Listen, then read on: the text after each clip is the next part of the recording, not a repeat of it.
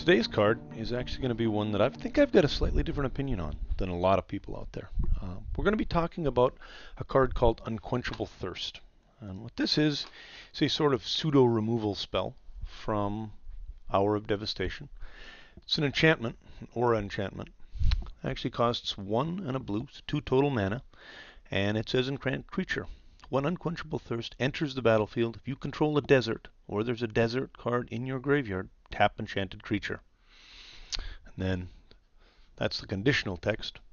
The part that happens all the time is Enchanted Creature doesn't untap during its controller's untap step. So it's a card that essentially, at its base, is a 2 mana spell that attaches onto one of your opponent's creatures and prevents it from untapping once it's tapped. It's not for a single turn, but just in general, anytime it goes sideways, it doesn't get to turn back during their untap phase. Doesn't mean something else can't untap it, but it doesn't just naturally untap as it normally would.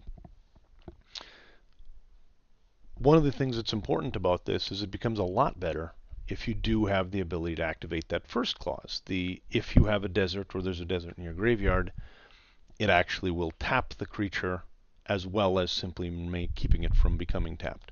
So if you've got a creature that's like a big blocker on the other side, an 0/5 or something like this, and you put an Unquenchable Thirst on it, it may do nothing if you don't have deserts, because they'll simply keep blocking with it. They never are attacking, so it never turns sideways. But if you do have a desert, then it's going to actually tap that and tap it down and keep it there so that you can start attacking through.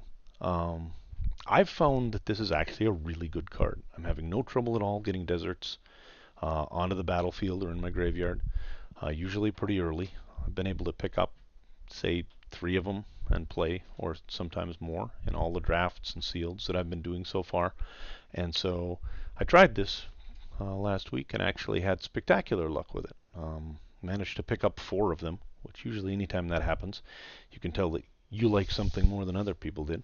Like, well, let's try it, see what happens. And in actual fact, they did exactly what I needed. They allowed me to start pushing through damage. I had kind of an aggressive green deck, and then played some blue just for removal and a couple of flyers, sort of the things that blue does.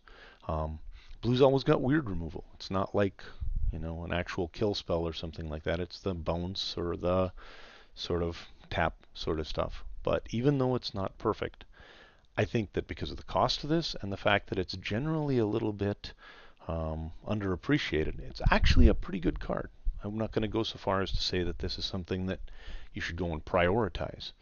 But if all of the premium removal's gone, if you're not going to get an Abrade and you're not going to get some of these, like in the previous set of Magma Spray type of thing, this is actually a really good sort of mid-pack card, I think. So if I'm picking this up somewhere in the area of maybe my 6th through 8th pick, I'm pretty happy to do that, because even though it's not great removal, it is removal, and it will do the job that you need a good part of the time.